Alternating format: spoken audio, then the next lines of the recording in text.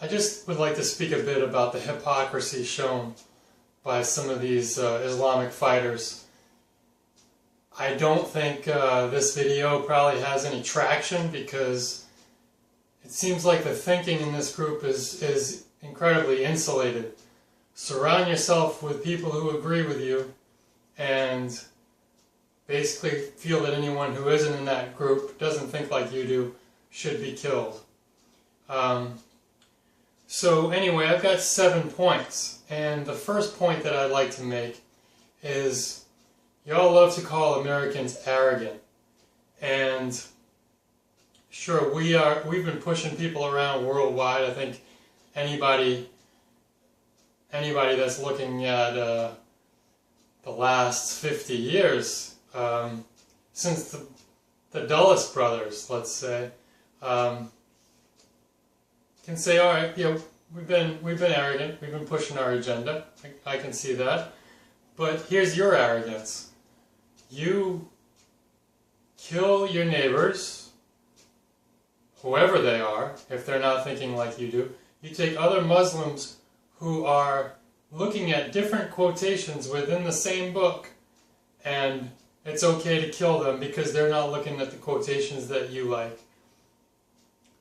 The pen of the ink of the scholar is more sacred than the blood of the martyr.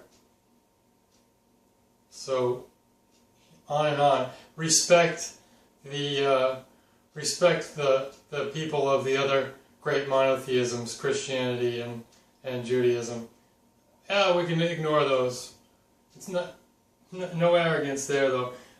Whether it's killing schoolgirls or your neighbors or elephants to get cash, or killing gay people, homosexuals. Let's not look into nature and all the different animals that show homosexual tendencies, and let's not look at how intelligent that solution can be for group cohesion. Let's not look at that. You've got all the answers already. God couldn't surprise you. Conditions on earth couldn't surprise you. Couldn't be bigger. Couldn't be more mysterious and more wonderful. Nope, you've got it figured out. But other people are arrogant. So that's my first point. My second point is these Islamic fighters are always calling America bullies with technology. We're the bullies. But as soon as you get a technology that other people don't have, you push people around with machine guns and bombs all the time, whenever you can. You try to get any weapon possible. You criticize America for using drones, but when Gaza was just using drones, when Hamas showed their drone program, we didn't hear any, oh, let's not use that technology. No. You'll use any technology you can to be the bully. But it's just other people are bullies. It couldn't possibly be you.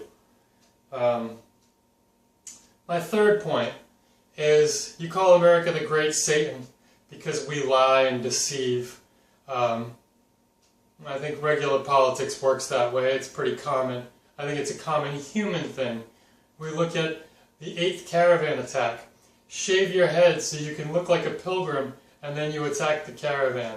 You know that it's doctrine in war for y'all to lie and deceive. But if somebody else does it, oh, it's terrible. You're not just like everyone else. You're superhuman. The fourth point is, being that you're always right, you can take any position on a matter that you want.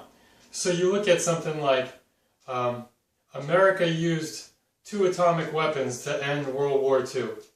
And usually, anything that America does is horrible. You wouldn't want to be anything like America. Look how terrible they are. But, okay, they used atomic weapons, so we can. So, any way you want to play the issue, if it works for you, it's always good. You're always right. It gets deeper. I'm not gonna go where I was about to go. The fifth point is you call, especially Boko Haram, against Western learning, but you'll delve as deep into chemistry and physics you can to make the best bomb you can. You know a bomb isn't Western.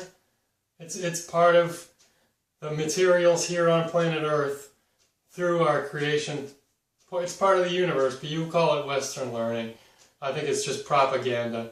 So if you'll learn all you can if it's about how to kill, but you decide what learning is right. It's basically, if it's not done exactly the way you're doing it, it's wrong because you're perfect.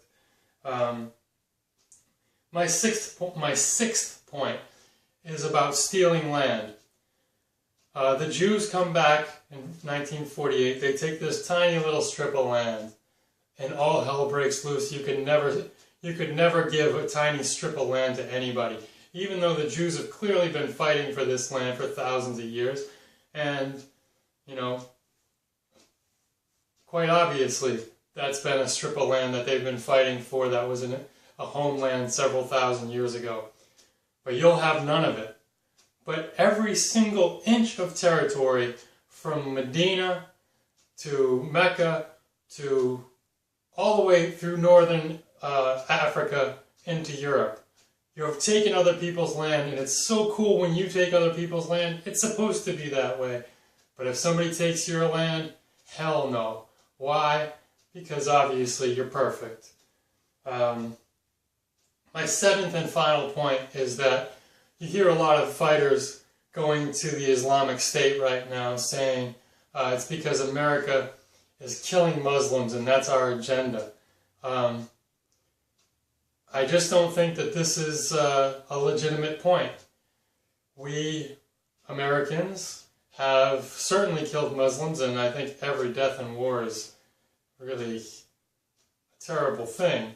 I think war is stupid in general. But that's not the point.